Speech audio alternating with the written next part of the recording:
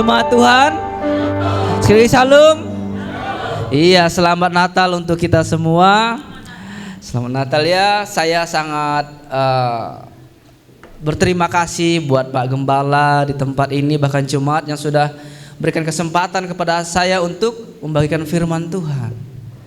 Jadi sebelum saya masuk firman Tuhan, saya akan perkenalkan diri. Perkenalkan, nama saya Derianus, panggil saya Deri. Saya tinggal di Kota Medan dan saya juga jemaat dari JKI Discipleship Community Church yang dipimpin oleh Pak Teguh Saragi. Ya, jadi saya juga sekalian alumni dari mahasiswa STT yang dipimpin oleh Pak Teguh. Saya angkatan kedua. Nah, saya sendiri berasal dari Kalimantan Barat, suku Dayak. Mungkin ada yang tahu suku Dayak? Ya, saya suku Dayak. Di Sumatera ini sudah hampir 7 tahun saya di sini. Ya, jadi itu perkenalan singkat saya. Langsung saja kita firman Tuhan ya. Saya kasih tema dengan tema kita hari ini, tujuan Natal. Saudara terkasih dalam nama Tuhan Yesus, kita harus tahu apa itu tujuan Natal. Jangan sampai kita sama seperti orang di luar sana, mereka tahu Natal itu ada, tapi tidak tahu tujuan Natal itu apa, seperti itu. Jadi kita yang percaya sama Yesus, kita yang sering setiap tahun merayakan Natal, kita harus tahu tujuan Natal itu apa. Apa itu Natal?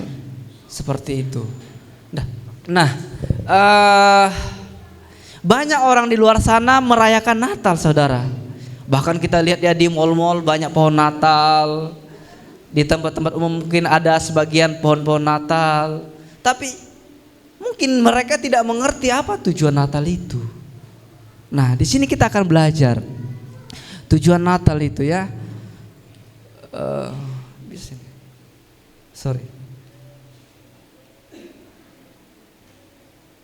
Nah, tujuan Natal yang pertama itu merayakan kelahiran Yesus. Pasti sudah tahu ya. Jadi ketika ada Natal, kita merayakan kelahiran Tuhan Yesus. Semua bersukacita, semua bergembira, saudara. Tapi kita mau lebih lagi. Apa sih maksud dan tujuan daripada kelahiran Yesus? Apa sih inti dari kelahiran Yesus? Saudara mungkin tahu, ya Yesus datang ke dunia untuk menyelamatkan semua orang. Tapi kita mau belajar. Bisa di sana digeser. Ini ciri dari kelahiran Yesus.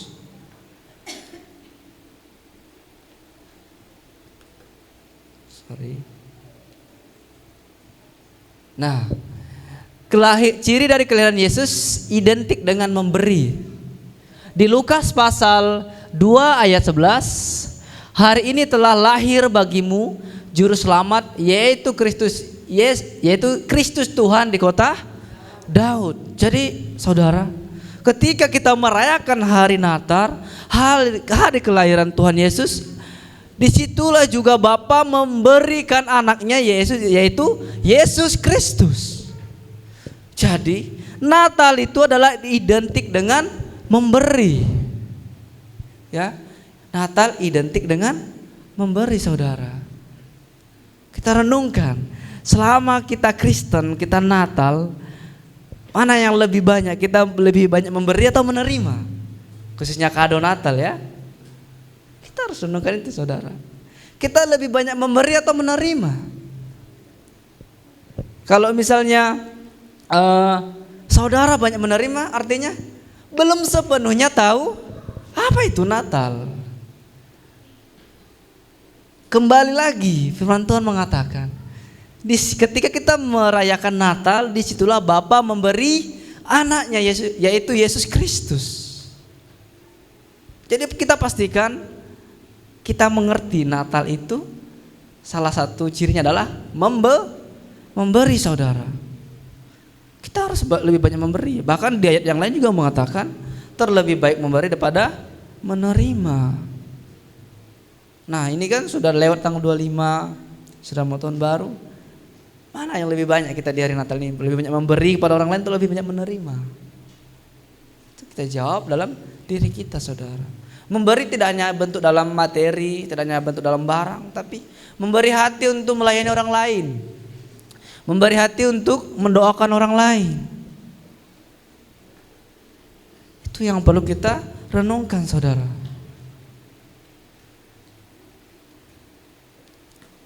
Kalau bisa digeser situ ya, Pak. Ya, ini dia. Saya sudah katakan tadi, memberi versus menerima. Mana yang lebih banyak kita? Atau dalam 1 tahun inilah, dari Januari sampai akhir tahun ini, coba kita ingat-ingat. Atau tanya samping kiri kanannya, mana yang lebih banyak memberi? Menerima atau mana yang banyak kita lakukan, menerima atau memberi? Coba tanya samping kiri kanannya saudara. Mana yang lebih banyak memberi gitu? Menerima atau memberi? Jadi saudara, di sini kita harus percaya bahwa firman Tuhan itu adalah dasar dari segala sesuatu. Apapun yang kita lakukan dasarnya firman Tuhan. Kalau kata firman Tuhan lebih baik memberi daripada menerima, kita lakukan. Karena itu adalah salah satu tujuan atau inti dari Natal kita. Ya, selanjutnya ciri dari kelahiran Yesus itu next. Nah, ini ada ayatnya, membawa keberuntungan. 1 Korintus pasal 15 ayat 45. Seperti ada tertulis, manusia pertama Adam menjadi makhluk yang hidup, tetapi Adam yang akhir menjadi roh yang menghidupkan. Tahu saudara, Adam yang akhirnya apa? Siapa? Tuhan Yesus. Kalau Adam yang pertama membawa kita ke dalam dosa, jatuh ke dalam dosa, tapi jangan khawatir. Adam yang kedua setelah lahir, yaitu Yesus Kristus. Itulah tugas utama dari kelahiran Tuhan Yesus. Membawa keberuntungan. Kembalilah kita renungkan ya. Selama kita Kristen, saudara, kita lebih banyak merasakan keberuntungan atau lebih banyak merasakan kerugian seperti itu? Dapat kita lihat itu di mana? Dapat kita lihat dari kehidupan sehari-hari. Kita lebih banyak bersungut-sungut atau lebih banyak bersyukur? Kita lebih banyak komplain dengan Tuhan atau banyak berterima kasih dengan Tuhan? Saya juga belajar, saudara. Kebetulan di sana kan saya juga alumni dari STT. Di sana dibiayai penuh, saudara. Fasilitas kuliah, ada fasilitas kayak komputer, segala macam, dan uang makan, asrama, semua ada sponsor. Saya belajar di situ. Saya belajar juga dari pemimpin saya bagaimana lebih baik memberi itu gitu. Saya merasa beruntung. Walaupun didikan, walaupun peraturan yang ada membuat ego saya kalau dibilang meronta-ronta gitu. Tidak sesuai dengan keinginan saya. Tidak sesuai dengan keinginan atau kemauan saya. Saya sangat beruntung kuliah di tempat itu. Tapi semuanya itu dibuktikan dengan respon kita terhadap apa yang diberi. Kembali lagi dipertanyakan, selama saudara, bapak, ibu menjadi Kristen, mana yang lebih banyak? Merasa beruntung atau merasa rugi? Seperti itu. Buktinya apa tadi? Dapat dilihat dari tindakan kehidupan sehari-hari. Kita lebih banyak bersungut-sungut sama Tuhan atau lebih banyak berterima kasih atau bersyukur sama Tuhan?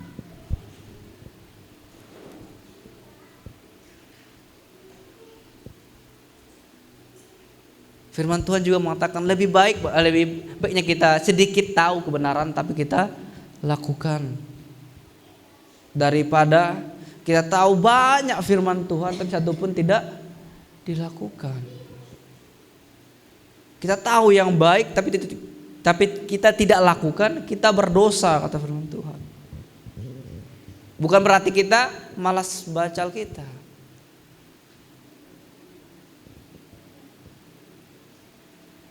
Tadi juga sempat sharing sama Pak Pendeta ya Pak. Katanya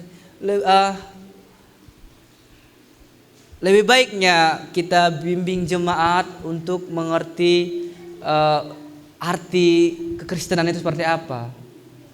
Jangan dipaksa untuk membaca Alkitab, rajin berdoa. Tapi ketika mereka sudah mengerti, mereka tidak akan merasa terpaksa melakukan itu. Mereka akan melakukan dengan sendirinya. Dengan kata lain, hubungan dengan Tuhan itu harus dekat, saudara. Itulah bukti dari kita merasa beruntung selama kita menjadi orang Kristen, orang yang percaya kepada Kristus. Saya atau saudara mungkin bisa saja jawab merasa beruntung. Sekarang bisa kita jawab merasa beruntung. Tapi dalam hati, dalam tindakan sehari-hari, kita sendirilah yang tahu itu. Seperti itu. Tapi saya yakin jemaat di sini merasa beruntung, amin. Amin ya. Ya, next. Nah, tujuan dari pada Natal itu selain merayakan kelahiran Tuhan Yesus, dan yang kedua adalah menerima damai sejahtera. Ya. Ada ayatnya di sini. Kita menerima damai sejahtera ya. Lukas pasal 2 ayat 13 sampai 14 kita baca sama-sama 1 2 3 ya. Dan tiba-tiba tampaklah bersama-sama dengan malaikat itu sejumlah besar bala tentara sorga yang di Allah. Katanya, kemuliaan bagi Allah di tempat yang maha tinggi dan damai sejahtera di bumi di antara manusia yang berkenan kepadanya. Ya, jadi apa tadi tujuan yang kedua, saudara? Merasa apa? Ada damai sejahtera. Tuhan hadir membawa damai sejahtera seperti firman Tuhan.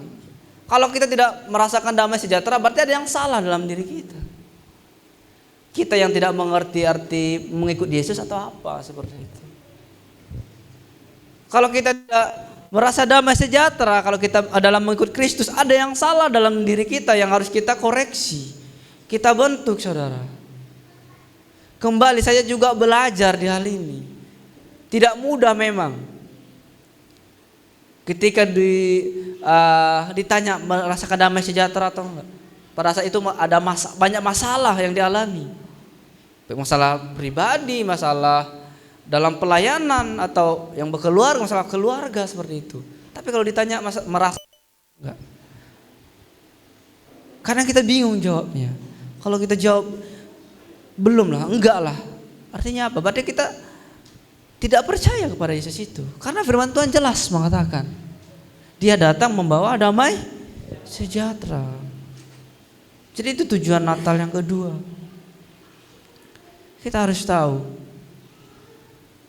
Dan juga kita harus tahu prioritas kita sebagai orang Kristen itu apa. Tadi yang pertama sudah merayakan kelahiran Tuhan Yesus. Yang kedua ini ada merasa damai sejahtera dalam diri kita. Selama Natal ini kita damai sejahtera. Tapi saya mau katakan, ketika kita mengalami di hari Natal atau di bulan Natal mengalami damai sejahtera, mengalami sukacita dalam hidup, saya berharap Natal itu tidak hanya bulan Desember aja, tidak hanya tanggal 25, tapi Natal itu setiap hari, saudara. Supaya kenapa? Supaya kita merasakan damai sejahtera. Apapun masalah yang kita alami, apapun tantangan yang kita alami, yang anak muda dalam studinya, orang tua dalam mendidik anak, kita bawalah damai Natal itu setiap hari gitu. Kita jangan seperti orang Kristen pada umumnya yang hanya mungkin merayakan Natal sekali setahun. Tapi biarlah Natal itu ada dalam diri kita, sehingga setiap hari kita merasakan Natal itu, saudara. Itu yang kedua. Dan yang selanjutnya, tujuan daripada Natal itu adalah menyatakan Yesus adalah Tuhan. Kita baca ayatnya di sini. Yohanes pasal 10 ayat 28 sampai 30. Mari kita baca sama-sama 1 2 3 ya. Dan aku memberikan hidup yang kekal kepada mereka, dan mereka pasti tidak akan binasa sampai selama-lamanya. Dan seorang pun tidak akan merebut mereka dari tanganku. Bapakku yang memberikan mereka kepadaku lebih besar daripada siapapun. Dan seorang pun tidak ada yang merebut mereka dari tangan Bapa. Aku dan Bapa adalah satu. Ini pernyataan bahwa Yesus itu adalah Tuhan. Jadi tujuan yang ketiga itu saudara, Yesus itu adalah Tuhan, menyatakan Yesus adalah Tuhan. Perlu kita renungkan itu. Ketika kita pada Yesus, kita jangan menjadi orang Kristen yang pada umumnya, saya hanya percaya pada Yesus setiap hari Minggu ibadah. Jangan menjadi orang Kristen hanya rutinitas saja. Saudara, kekristenan tidak membawa keselamatan. Yang membawa keselamatan adalah Yesus. Jadi jangan bangga kali kita jadi orang Kristen. Banggalah kita menjadi pengikut Yesus. Dimanapun kita berada, apapun yang kita lakukan, bangga kita menjadi pengikut Yesus. Jangan bangga kali dengan kita agama Kristen gitu. Kalau kita beragama, pasti banyak kekecewaan yang kita alami. Kita lihatlah gereja ini tidak menjadi contoh, kita lihatlah pendeta ini tidak menjadi contoh, kita lihatlah pengerja ini tidak menjadi contoh, seperti itu. Sehingga banyak orang cari gereja yang nyaman, yang aman. Jadi itu perlu kita renungkan. Kelahiran Yesus atau tujuan Natal adalah selain kita merayakan kelahiran Yesus, selain juga kita dan yang ketiga itu adalah Yesus adalah menyatakan Yesus adalah Tuhan, saudara.